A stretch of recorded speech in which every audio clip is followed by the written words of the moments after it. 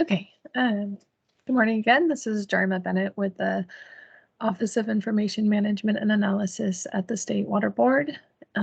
Welcome to the June CEDEN user group meeting. Thank you for joining me this morning.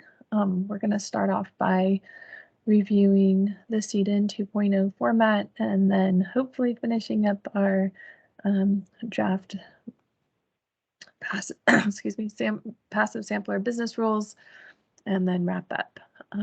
So the first item is the CEDEN 2.0 format. As we talked about last time and have talked about in the past, we are working on upgrading our database, and we're starting with the chemistry data type. And what you see here is our the CEDEN 2.0 system. It's based on Earthsoft's Equus product and has been customized for our use. I'll go ahead and log out and start again, so you get the whole thing. So as it currently is, it'll be an online data system so that you'll be able to join and connect anywhere. And I am trying to join with a data submitter account, but we'll see how successful I am today.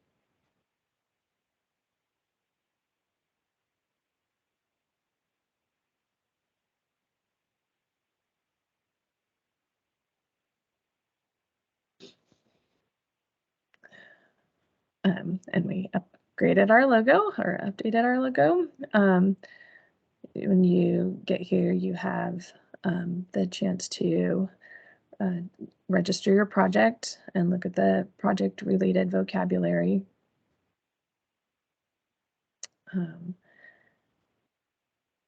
So pretty much you go to a different widget, project activation or chemistry, and then within that widget there are tabs along the top to navigate to the specific task you want to go review. And so as you can do now, you can look for existing values, so you know whether you need to add new ones or not, and you can use the filtering functionality at the top to look for your value. So that can be helpful. You can also download each of these lists. So again, in this section, you see the vocabulary related to project activation. So your projects, your agencies, stations. And then you can add new. Tori? When you add new, can you upload? Or you get into that? I'm sorry. No, that's okay. So like a big, large file. Yeah. So if you had like all of your stations already in a different, spreadsheet, as long as you put it in this format, which you can, get by just downloading it here, or we have a widget specifically that has all the formats, but you can just download it here in whatever format, and then add your data in the spreadsheet format, and then use this button here to upload it. Okay. And once I downloaded it, you see that there. Oops, move back over. That there are 3 tabs: agency, project, and station, and so the project activation EDD is comprised of these 3 tabs. And so if you really want to just add agency, but you have stuff on your project tab, it's going to read all of the tabs.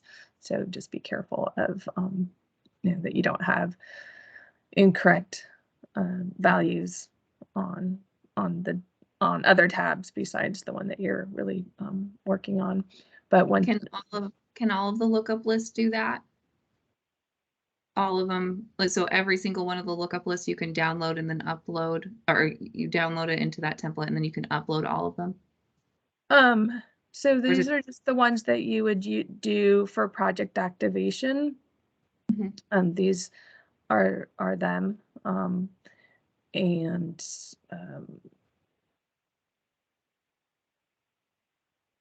so these, the project activation lists get automatically approved if it meets our format. We are moving away from a actual human review of these three values: the agency, project, and station. And so they have to just meet the format requirements. You upload it, and then not quite immediately, but within the refresh time of the system, which we're still kind of ironing out, but I think it'll be within an hour or so. You'd be able to then submit data that utilize these values. We won't have as many lists as we did before. And so again, for anything to do with project registration, these are just the three lists that you can add values to. So you can download the format, put in your values that you want to add, and then upload it using this button and check it using that button. So what happens with like a new constituent?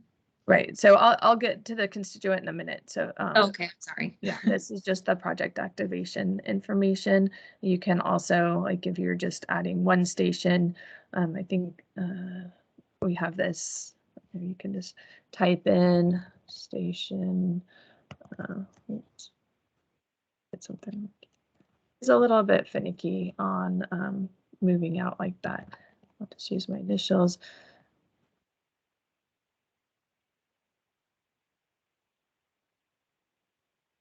And the red asterisks mean that it's required. When you click into this latitude field, then you get the pop-up box. And so, and it zooms in there,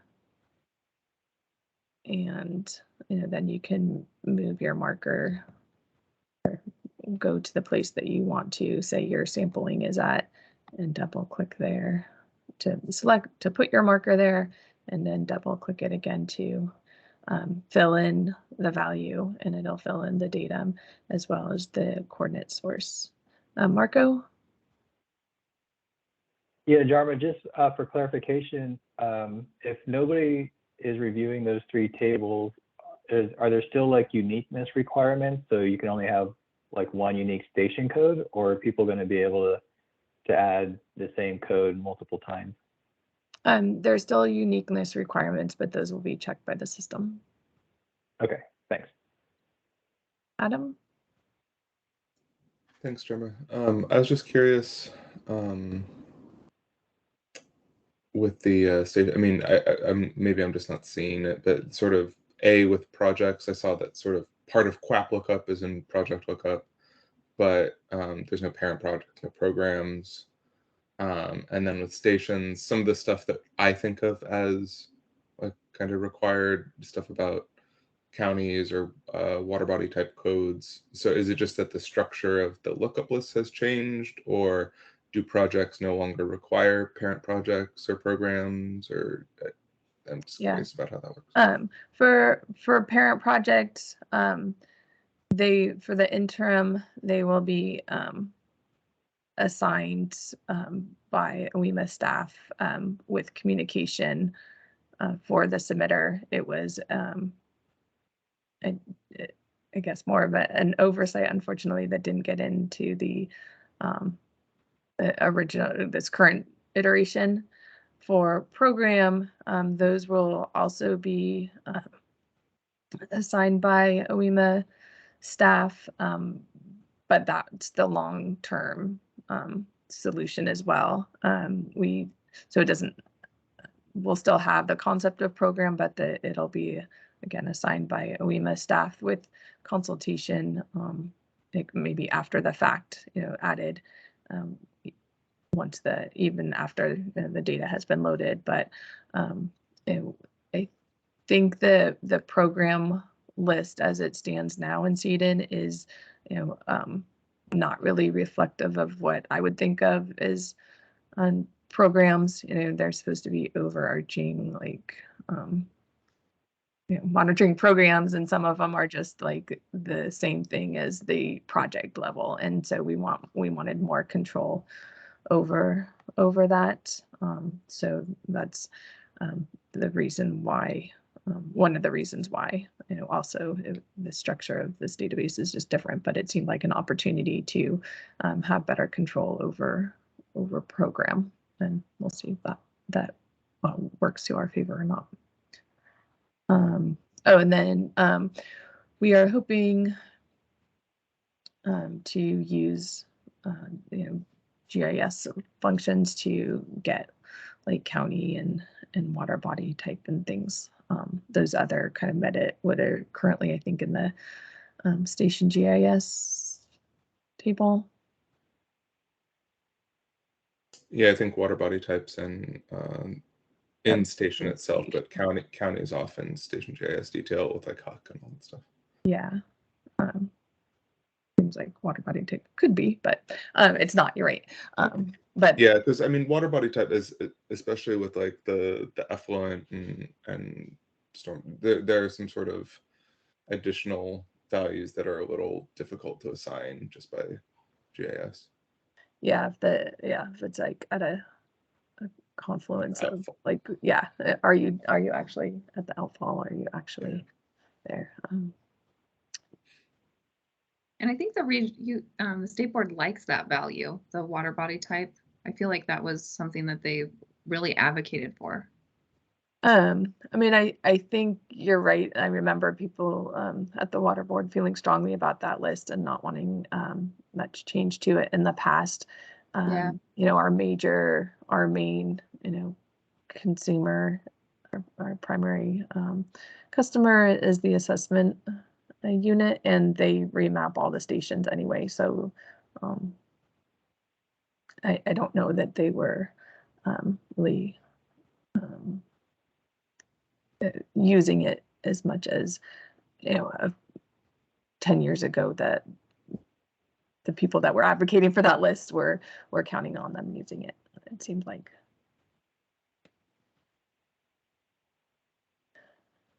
So now that we've added our values,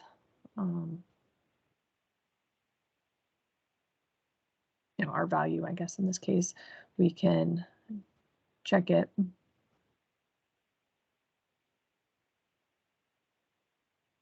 And in this case, we say it is without errors.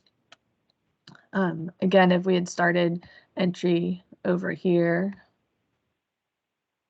and maybe we got halfway.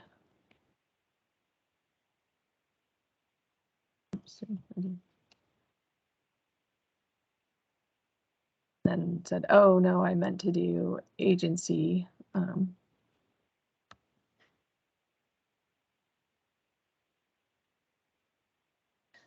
And then add an agency.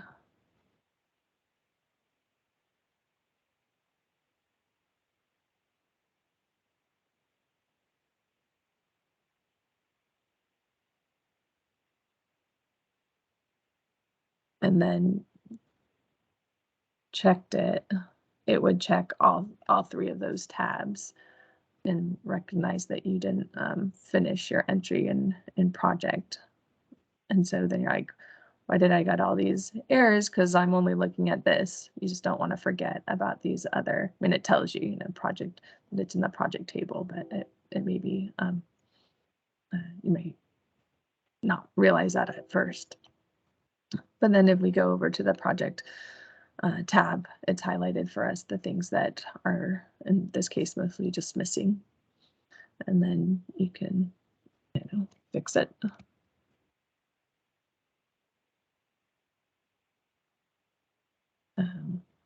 And go on down the list and then recheck it.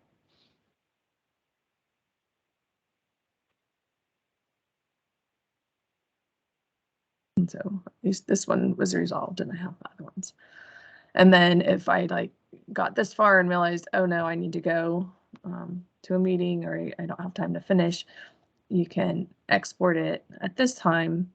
And now I have a choice of just doing how far I've gotten, or just the errors, or both, so that then I can maybe just do the EDD because I know I'm not finished, and finish that offline, and then use that end product to upload again and check again. So this is the project registration portion. Any questions on that before I move to the results? Okay, and I realize I do want to keep on track this time, so we only have 10 minutes left.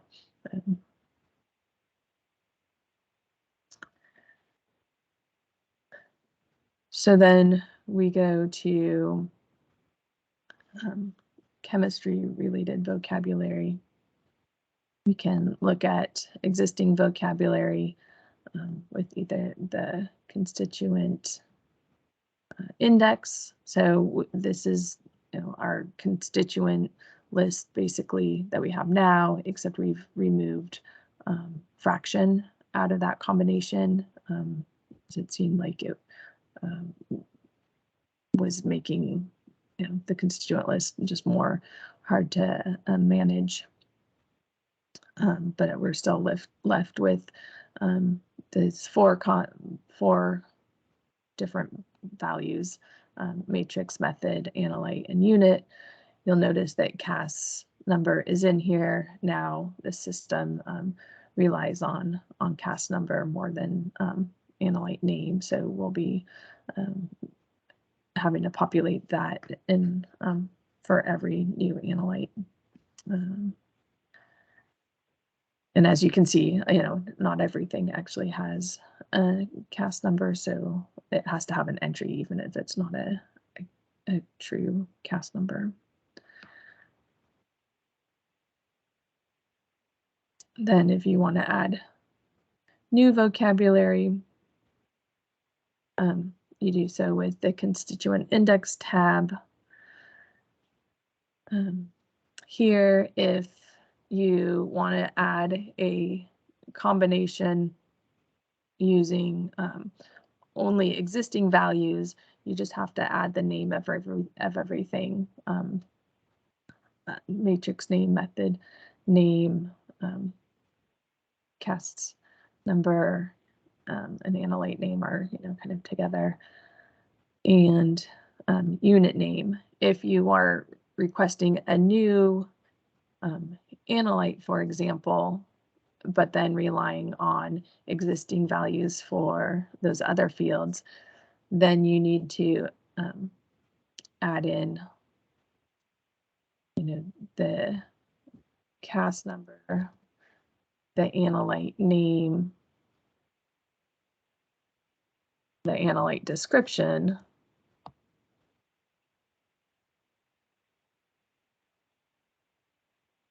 and then the other, again, if you're relying on existing values, then you just have to put in the unit name. You don't need to put in the description. Those other things. Tori.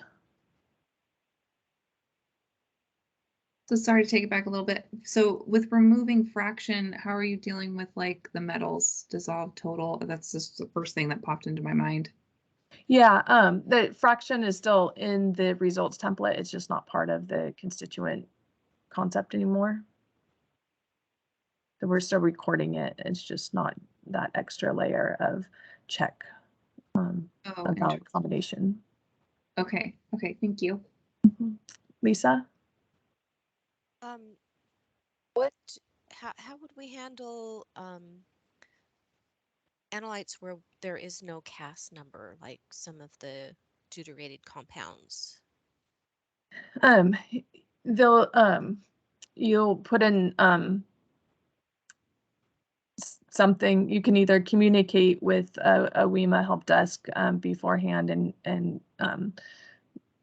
we'll generate that, or put in something, and these lists get reviewed prior to being able to use the value, similar to how we do it now, where you have to wait for the values to be approved.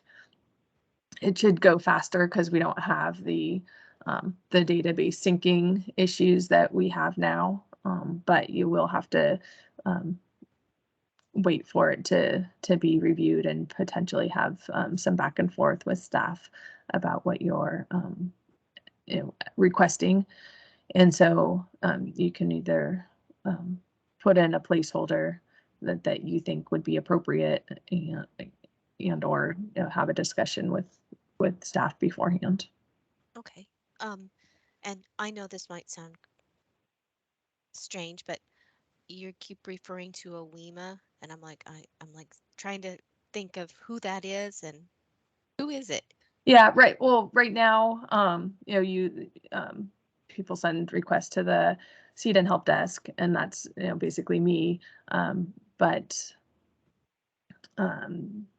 there's staff in, so OEMA is the Office of Information Management and Analysis, which is the office at the water board that I work for now. Because it'll be this system will be used by swamp, surface water ambient monitoring program staff as well. That those staff people are also housed in OEMA. So it's just kind of more of our office. So there'll be more staff that are working on the help desk. So it'll just be a help desk of staff people that work on this database and web data and things. Is there going to be like an email address? Yeah. Somewhere on the CEDEN site? Mm-hmm. Okay. Thanks. Adam? Thanks. One thing to piggyback off what Tori was asking, I think, is that so fraction is still part of like what makes a record unique. It's just not something that shows up, like we're not control. So if someone wants to submit particulate organic carbon as total, and someone wants to submit it particulate organic carbon as particulate, which is there were big fights about this years ago. Like those will both be okay, or because like I guess the big thing is that, like, as long as it's part of the unique key for a record, then it doesn't really matter if it's part of constituent was always sort of just like a way of being like, oh, does this make sense, rather than like making the record unique. Yeah. So yes, it will still be part of, I mean, I'm not sure of if it's a uniqueness field. I mean, we're more relying on, I guess it probably is, because if that changes, it's a different result. So yes, I believe so. It's still part of the uniqueness of a row. And yes, it's just not part of the additional check of what's a constituent. However, we won't have time to get into it today, but as I've talked about previously, the QAP checks, the EQAP checks that we have do account for it. So we will have that to still do essentially the same kind of control, is to make sure what is being submitted makes sense.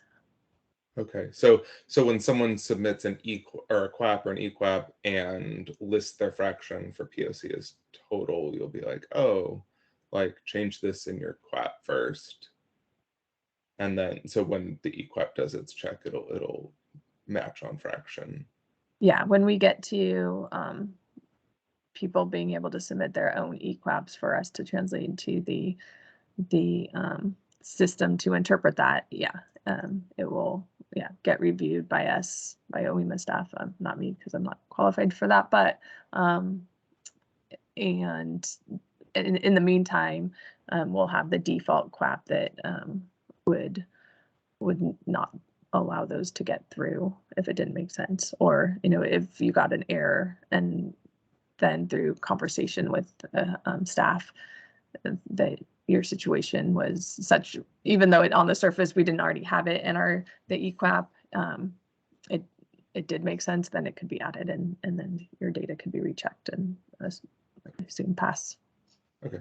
And then the other question I had is sort of on the error message side of things. I'm assuming now that CAS is like a primary key for the table or for analytes. That's what it sounds like. And so like beyond like, oh, you're missing a required field, does it give you like kind of helpful error messages where it's like, oh, you're using X CAS number for this analyte, but that's a different analyte than what we already have in the lookup list? No, I don't think it would catch that, but that would be why it's still reviewed by staff. It won't get automatically added, and staff will check for those. Okay. Thank you. Okay, so we go over to the data checker. It's essentially the same, different widget, but same tabbed format. And then I do have the Excel template version, which I will send out with my notes, so you can spend more time looking at it. But so we have station code, which we added back over in project activation, project code, which again we added back over in project activation. Sample date is required with a change to that format. We are expecting more kind of traditional date format, so we don't have to have customized fields there. Collection time similarly with a more regular date format. Sample agency code, sample type. So some of these values, like sample type code, we have changed some of the values found in there to hopefully be more intuitive, I guess, so you could read them more easily. Matrix name similarly, so we went from having our basic regular environmental sample of surface water be sample water. Now it'll be surface W for surface water, but we didn't want to just say surface. We wanted to make sure that the W is there also. So with the character, we have character limits in all these fields, so we couldn't go too long, but at least it has all the components, so that we're talking about water. So we made some changes to our lookup lists. Collection depth, unit collection depths, and similar to what we have now. Sample comments, prep preservation, name and date like we have now, digest extract method and date as we have now.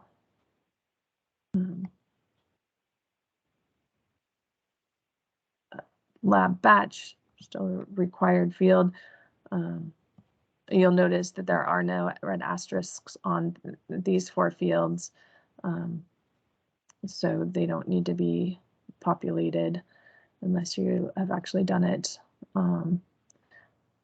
Lab agency code, analysis date, method name, analyte name, fraction name, dilution factor, something that's new, or test type and result type code. And so these are a little bit different, and how you would now I can't offhand, I can't remember. One of these records when you're doing a surrogate, and so instead of our analyte name containing the word surrogate for surrogate analysis, it has a regular analyte name, but one of these fields has SUR in it to denote that your I think it must be result type is a surrogate result. Another thing that's different than, I think one of the main differences is detected above MDL instead of result qualifier code. We have this detected above MDL. And Adam? A few questions, I guess. So when you're talking about surrogate analytes being deprecated, does this also apply to IDAs, or is that a separate thing? It's the same. It'll be similar. Instead of SUR code, it'll be, I think, IDA code. Okay, so I guess I'm asking because I've been it typical. Maybe from the chemistry side of things, I don't actually know. Like, it doesn't matter where the IDA was labeled. It just matters that it was an IDA. So we're just sort of, because there are other pieces of information in an IDA analyte name other than just the fact that it is an IDA. And so if it's only by a flag, then we'd lose that. Oh.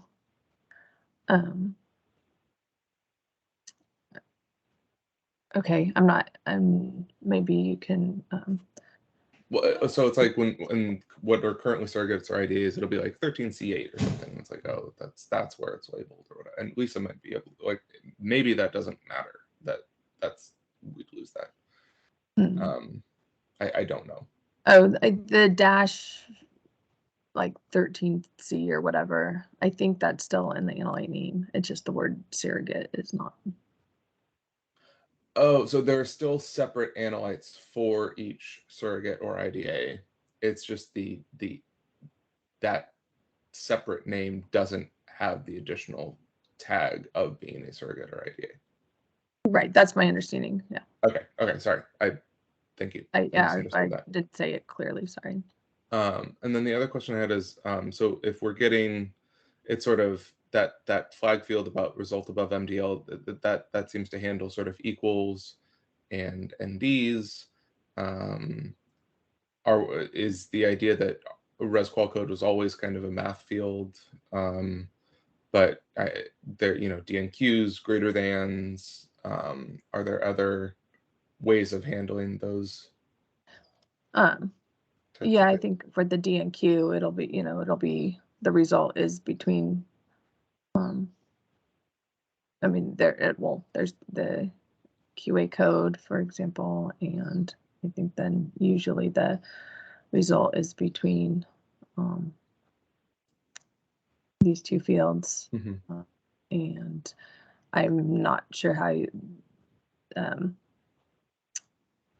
so I think that we do intend to cover everything that we can convey before through either QA codes or the actual values compared to these other values. I'm not prepared to go through each iteration at this today.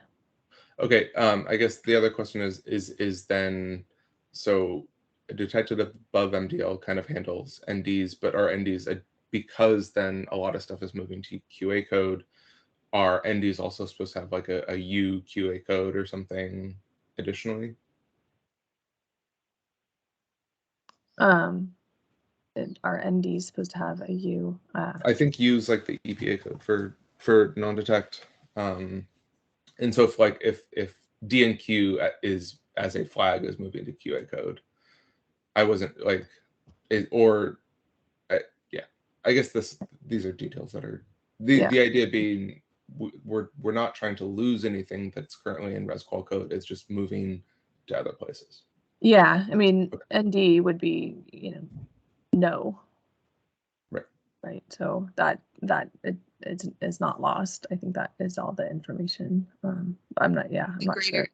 But the greater than the greater than, because like bacteria has greater than all the time, you know, so I'm just curious, where is that? Andrew just had told me where that was going to go, and I forgot how he said it, but we'll get that out, or I'll convey that information once I get it again from him. Maybe having that template again, you know, where we have the template with all the different examples, so we're all on the same page. Yeah. No, I know that you that we need that, and you want that. And we intend to have it, but, yeah. But I think you'll explain a lot of it. Yeah. Okay, I just wanted, let me hear from Lisa. I really want to finish up the other topics, so I know we'll talk about this again next meeting, and I'll send out the template. But Lisa, do you have a question? Yeah, just a quick thing on that detected above the MDL. How are you handling when it's detected at the MDL? Does it go in there as well? Detected at. Yeah, where it equals the MDL, because that is I per all the regulatory requirements, the Right. limit where we have to report to if we're doing trace. Okay. I would. Okay, I don't know offhand. Okay. Okay, so I will send the Excel version out to all, and an example that we have that has data, even though it doesn't show every combination or talk about the rules like Tori was requesting, but at least it gives you some idea of what we expect in each field. So I would like to switch over to passive sampler, and then I can stay on afterwards and answer any questions. Continue on if people want to ask more questions about the format. Sorry, it took longer than I was expecting. All right, so passive sampler, I sent out kind of the clean version of where we were. I already got a comment from Marco, a couple comments suggesting that for unit name in the first section where you're reporting mass per sorbent, that we give an example like we do for the this bottom section. So I've added that example. And then there was a kind of a question about how the comment in the footnote above talks about if you see, I think it's the replicate, whereas if you extract multiple, we're calling them sorbents, there could also be called samplers, knowing that multiple samplers are in one housing or one device, that if you extracted all of these together, that you should then divide by 4 so that you'd get, a mass per sorbent. So I have that, and I have had that comment in the discussion, and then Marco pointed out that we should have that. Maybe we should have that same comment for the MDL and RL to remind people to do that math as well there, so that your units are consistent between your MDL and RL, consistent between those and your result, like we need to have in CEDEN because we only have one unit field. Separately, Tiffany was not sure that would be accurate, and so we're still unsure, and potentially, if this group is good with it, I'd ask David Alvarez from USGS to read at least to review at least the comment about dividing it by the number of samplers or sorbents to make sure we're being consistent with the guidance he has other places. So that's where we are. Lisa. It's going to be really, really hard for the laboratories to give you an actual MDL and an RL per sorbent, because the sorbents are all different, and the MDL and RL are defined by the matrix type. So unless you decide to tell us, like, get a bunch of different types of sorbents and do an MDL study and an RL study on a mix, and we just use that as an MDL RL for all types of sorbents, I don't know how accurate it's going to be, or how the labs, I don't know how the labs are going to do it. You'd have to tell us how you want us to define that. Is it going to be the number of micrograms we can see on the instrument, period? Because that would be a flat number for all sorbents. But again, I don't know how well that's going to work. I was thinking it would be per liter if it's going to be extracted into a water. So it'd be, you'd say a mass A mass per liter. volume.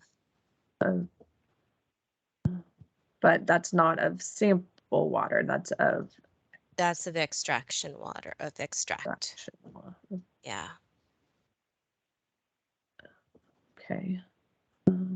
Jarma, Yeah. is the way that the guidance is written, when you say that one housing may include multiple sorbents, and you're talking about treating them together, you're only treating them together if they're the same sorbent, right? You wouldn't want people to have multiple different types of sorbents in the same container and merging those numbers. Right. Right? Yeah, I don't think I was explicit on that, but that probably should be, because I do understand that one housing can hold multiple types of sorbents. So you're right, that's what I meant, but I didn't say that specifically. Okay, because maybe I was misunderstanding what Lisa I was think talking about. the question that we're talking about here is, let's say, like, you deploy one housing that contains 4 100 milligram samplers containing Oasis HLB as your sorbent. And then when you submit it to the lab takes the 4 100 milligram samplers and they scrape it all out and they combine it into 400 milligrams, which increases your likelihood of detecting things at trace levels. How do you report that out? My assumption, the way I've had it reported from the lab, is the lab reports that as I don't know who was talking earlier from the, it sounds like they work in the lab, they report it as the like in sample concentration. So there's like a, like, you know, a number that the lab actually gets on that single extract of 400 milligrams. And then I think what is sort of confusing me about how this is phrased is that you would somehow get a concentration and then divide it by 4, but that messes up your detection limit from the lab, because the lab didn't extract that and treat that sample like it was 4 samples at 100 milligrams, in which case your detection limit would be different, which is why you combined them up to 400 in the first place. And so I think that's what Dave was sort of talking about, Jarma, in his email to you, but I'm not exactly sure how to phrase it. Okay. But if you don't divide it by 4, then Well, it's just the mass of sorbent is 400 milligrams, not 100, and you treat it as it was deployed as a single sampler. It's usually just for space limitations. Like, if you're trying to fit your sampler in a certain housing, but you want 400 milligrams, you have to stack them as 4 and then combine them after the fact when you're really treating them as a single sampler. Because you couldn't, like, because you need a certain surface area exposure. And if you tried to get that same surface area exposure, like the dimensions might not fit in whatever you need to fit it in. I see. Okay. Okay, so you're would you be suggesting that to use a unit of mass per housing or mass per device? I mean, I still think it would be, I think like mass per sorbent or mass per sampler still works. I just don't think that, you know, sort of like when the user goes to enter it, they would enter it as a single number, right? So it would just be like the sorbent would be 400 milligrams of some sorbent instead of 100 milligrams. And then it would be whatever the lab reported as the detection limit or something.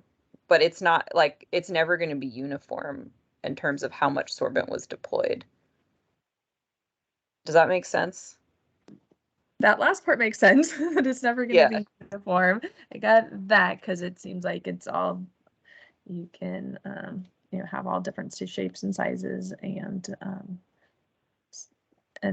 materials. But Right, Like, I this think is it's still Marco. relevant. I just think that it's not something that, like, I think it's something that the user has to know upon entry.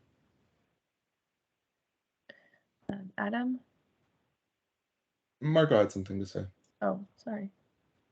Yeah, thanks, Adam. I was just going to say, I just think like, yeah, just the person's going to report it based on the unit of sorbent that they want to. So there's not a requirement to divide by 4 if you don't want to. If you want to report your data based on the total 400 milligrams that was deployed, that's your mass per sorbent. But if somebody wanted to get it down to the individual disc, you know, even though you had 4 discs, but you want to report it on a per disc, then you just divide by 4 and that becomes your mass per sorbent.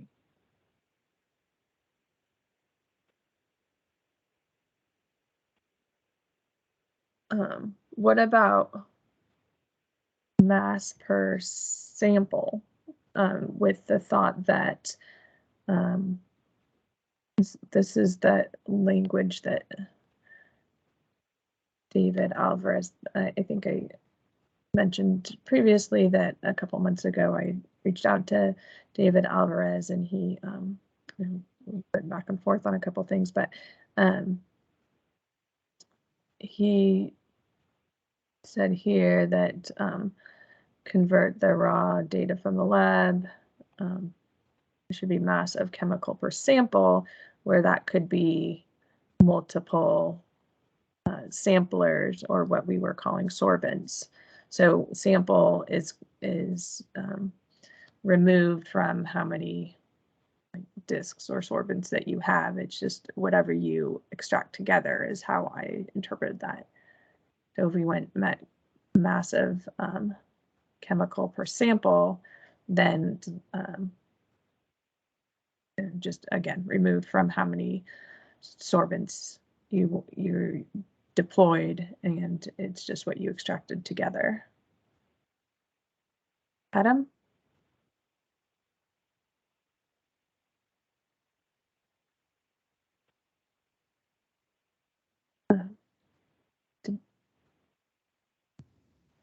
Drama, is there a notes column in the database anywhere for this type of thing?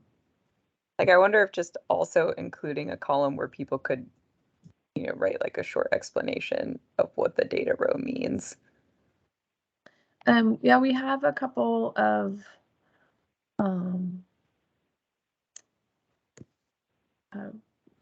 whose is it? Comment fields that potentially we could use. We didn't want to load too much in that because, you know, they can be hard to fill and then hard to, you know, review for consistency, but it may be we could at least offer that in the guidance to kind of note how many sorbents or were used to provide that additional information, because we're kind of feel like I'm struggling here to come up with something that Jarma, includes everything. Yeah. sorry, I'm on the phone. I don't know how to raise my hand. Oh, This sorry. is Jenny. I lost connection with the computer for some reason, but I'm just wondering, based on this discussion, under the collection device description, if we had another like underscore and then a number, like so in the example that we've been giving where you have 400, gram sorbents, but you want to report the value for all four, then it would be like underscore 4. But if you decided to divide the value by 4 so that you're reporting it per sorbent, then you would do underscore 1 or something. Yeah, that's an option. I feel like we have a ton already packed in here. But so then maybe for unit name, right now we have mass of analyte per sorbent, but you could also have another option maybe of like mass of analyte per housing or per event, or I don't know, just some ideas out there. okay, thanks. That's interesting. Adam? Yeah, I guess I was just curious with like the discussion of like 100 versus 400. Is it that people are thinking in the like mass per mass of sorbent, or is that not what? Because the fact that it's like the number of like discs doesn't make sense to me that actually goes into a calculation. The mass of the discs that go into that would make sense to me. Like, who cares if it's 4 100s or 1 400? It's just that it's 400. Yeah, I think we were trying to take the mass of the sorbent out because it was, at least in times of the discussion, it seemed that it would be harder to get, but maybe that, I mean, I think could there be an optional mass column? We can't add a column. We could put it in a comment field, but then we're again left with people not filling it in. But we certainly, I mean, it seems like people still may fill it in, and then we'd have it if to use if needed. So we could just say that, put that mass in the comment, one of the comment fields, and otherwise put the unit to record in the unit field would be mass per sample, meaning whatever you extracted together, and then you could note that mass in a comment field. Gemma, the other question I had is collection device in the new template? No, it'll be in the field template. Okay, so which links to the results. So it's like you're describing your passive sampler in your field template to link it to results in your chem template. Yeah. Okay, thank you. Okay, what do people think about that? Using a unit in the unit field of mass per sample and a comment field to record the mass of the sample, the sorbent, the total mass of the sorbent. All right, I got a thumbs up. All right, 2 thumbs up. I have a question. So what I remember from the discussion before was that we didn't do mass of analyte per mass of sorbent because some people don't know the mass of their sorbent. So if some people report, if everyone reports mass of analyte per sample, then for those who don't know the mass of their sample, what would they put in the comment field? They would leave that blank. They would just leave that blank. Okay. Okay. Tiffany. Yeah, it is a compromise, but I think hopefully workable. Okay, I will gonna make those changes and send that version out with our notes, or make them available with our notes and send, when those notes are posted, send that out. And we're right at 11. So thank you for joining and participating in the conversation, and hopefully it will work out and nobody thinks of something else later. And I am open to staying on if people want to continue to talk about if they have comment or questions on the CEDEN 2.0 format. I will plan to talk about that next time as well, and go over it then as well. So I'm open to staying here, and if you want to drop off, that's fine. Again, have a great day, and thanks for joining. Thank you, Dharma. Thanks, Dharma. The one thing I'd ask is, like, when you're putting together the like example data for the template, something I'm still not totally haven't wrapped my head around is the combination of the field template and the chem template going together, and how that works, as far as, because like right now we differentiate samples with collection device and location code, and those are just sort of moving entirely. And so what that looks like in joining those two templates together. I believe it'll be based on station and date and sample ID. Sample ID. Okay. Okay. Hey, Dharma. Yeah. Will we have access to that CEDEN test site just to go in and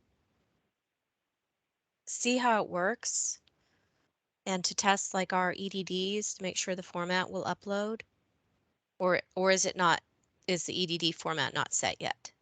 Yeah, I talked about it last time, but we, when there are the two columns that we need to get rid of, I think I would say that it's set. It's just in this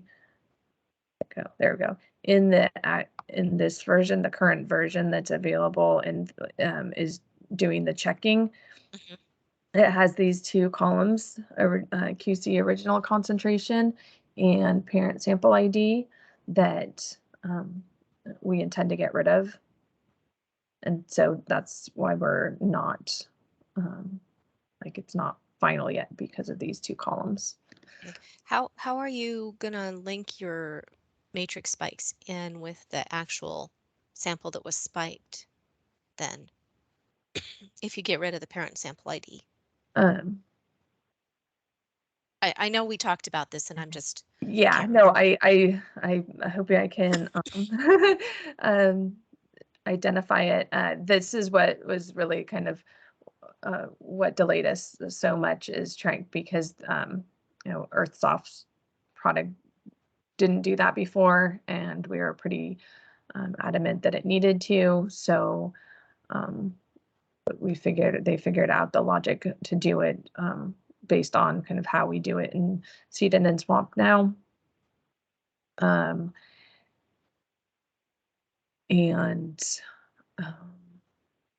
it's on station and project. One thing that will be a little different for the non-project samples is that I believe we'll be asking, instead of putting the NOPJ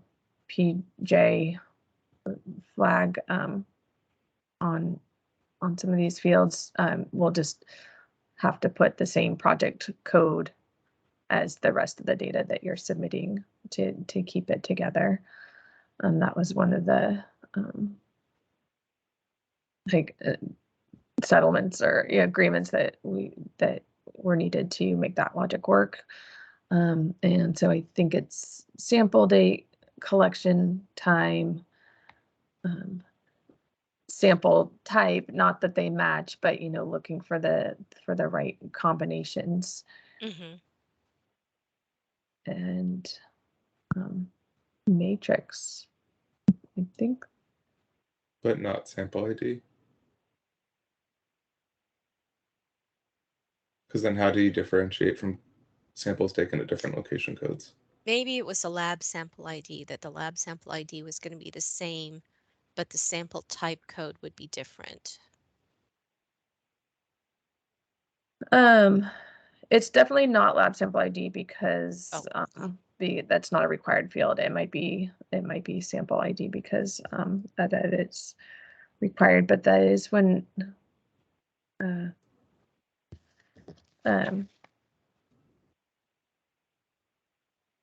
I'll confirm that, but I think it was those what I named with the sample ID, those 5 fields. Okay. Sorry, Lisa. Sorry. No, go ahead. I'm done. Oh, my question was about then field dupes, because those, like right now, like internally, we think of matrix spikes as having the same sample ID as its parent sample, but field duplicates don't. But what different, like, if differentiating fields are in the other template that is linked via sample ID, not like, it will just be more difficult to calculate field duplicate RPD or field RPDs. Like I guess you bring it all together and normalize it, and then you can calculate it. But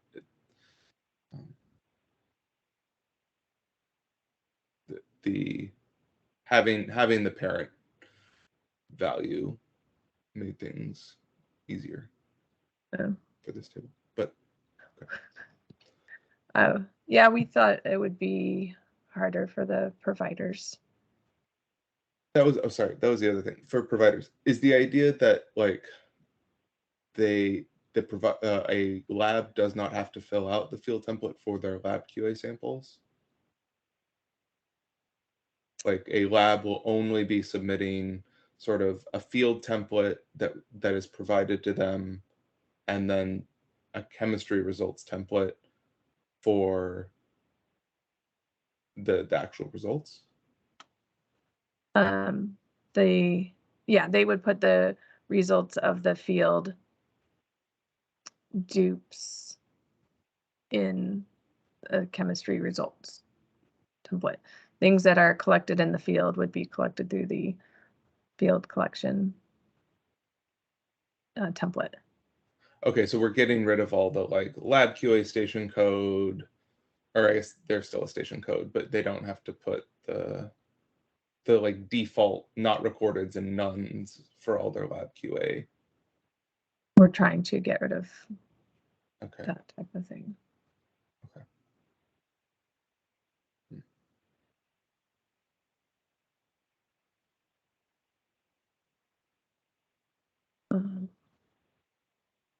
Any other questions, Tori? So from right here, there's no lab replicate field. It's all gonna be what you said. Everything's gonna be in the. There's no lab replicate field. I'm like a replicate field. sample. I'm sorry, the sample replicate. There's no longer numeric incrementable replicate field. It's like it's like a result type or something like that. There's just, there's still sample type. We can go look at what those are. Maybe I'm misunderstanding what. Let's just look at that. I forgot. I'm sorry, Jarma. It's just been a while since we looked at it. I forgot that it's in the. It's like GeoTracker. Yeah. I'm not. Can you expand on that? The sample type code has like indicates what if it's a field duplicate. Oh, because we don't have the. Yeah. Okay. Yeah. Sorry. See if I got kicked out.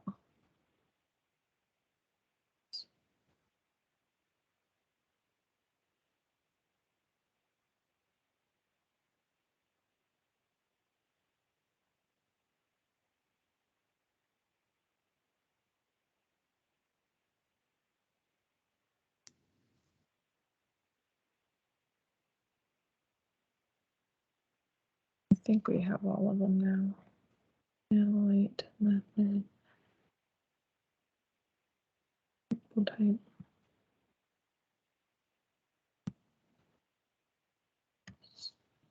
I'll just download it so we can see it all.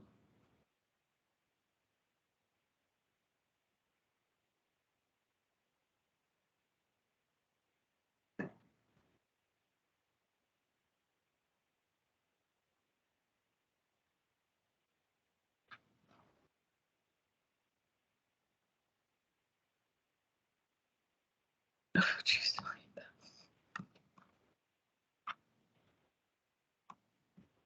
Okay, so here are the sample types.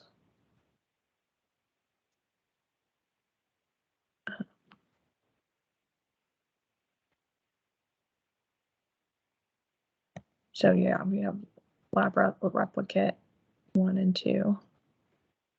Oh yeah, the lab replicate's in there too. I think we need to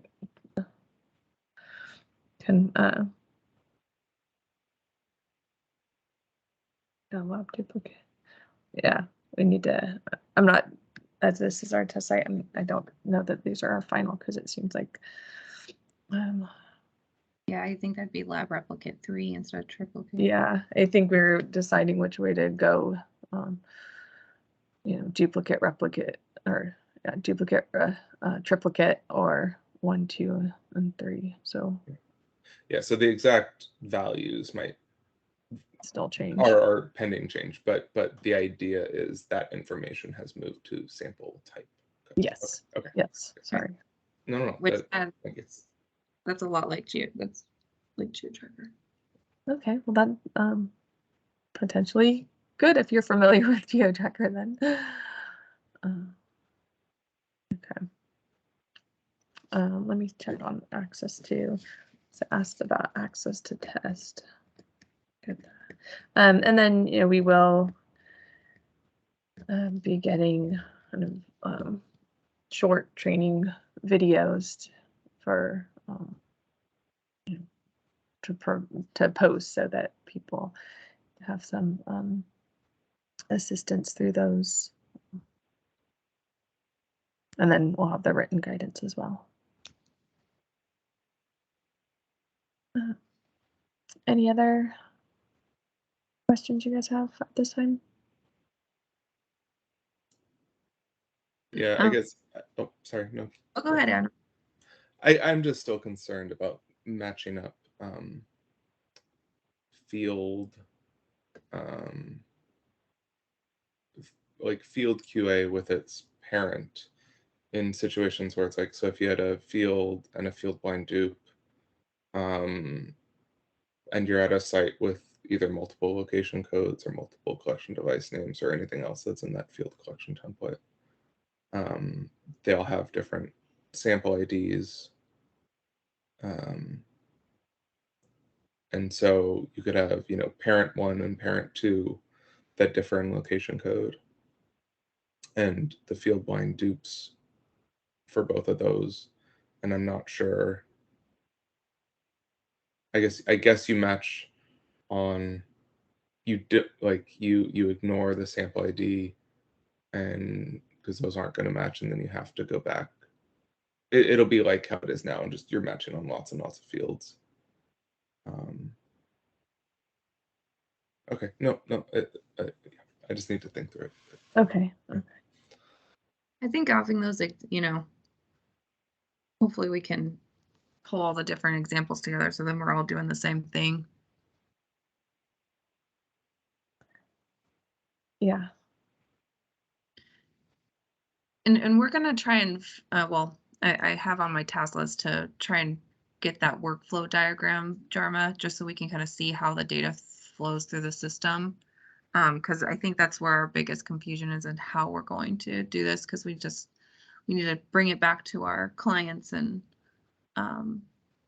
you know, have a clear path of what's going to happen so we can make sure we can get it together. So we're going to be compiling that workflow diagram, and I'm hoping that we can kind of talk to you about it and make sure we're kind of seeing, or at least so that we can talk to our clients, so that we have an idea of what's going to happen in the future. Yeah, sounds fine. And in terms of, well, I guess timelines, you probably won't have that where you have the examples of how things are put together for a while, right? I mean, it seems like there's just a lot. Yeah. I think we'll be building that out as we are gonna, you know, Swamp works with Babcock Laboratories, so they'll be kind of our first user, and we'll be working out a lot of the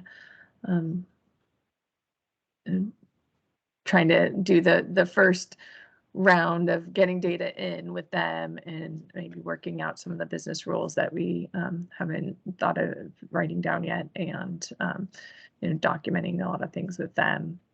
And so hopefully they'll kind of iron out any issues that we might have, and then open it up to more people, and until, as I mentioned, I think it won't be required for our data submitters until January or so. But when you roll it out, you'll be already have tested it with Babcock. Yeah, we're gonna start with them under their new contract with the water board, which starts in July. So we'll be starting in July to do that, and then you know, we have both Swamp and CEDEN have backlogged data files that you know, we're working on a tool to help you know, convert the formats from the current format to the new format, so that we'll be able to go through load those files that we have, and it'll bring up some more scenarios to work through. And so we'll be able to use those as well to document the different business cases. Are you going to start with the business cases that you know, and then just so that everything kind of goes in the same when you work with Babcock and your new Swamp items? Yeah, I mean, I think we have, we know kind of like the basic idea of how things are supposed to, you know, we know how the basics are supposed to go in, and so then through use with Babcock and then the backlog files, when exceptions come up, we'll be able to work through those. And you know, because we get so many files, even if it's only happening, you know, 10 to 15% of the time, and so that would be considered an exception, it's still, you know, a lot of data that we need to figure out how to document how it should go in. Mm-hmm. Okay, well, thank you so much, Dharma. Just work through that workflow, and I'm hoping we can kind of talk more about how the RDCs are going to move forward. Okay. So it'll be a big thing for us to, you know, start submitting the other way. And I think it's, my boss is asking me questions and I'm like, I don't know. And it's not really that great to tell her, I don't know. Oh, I completely understand.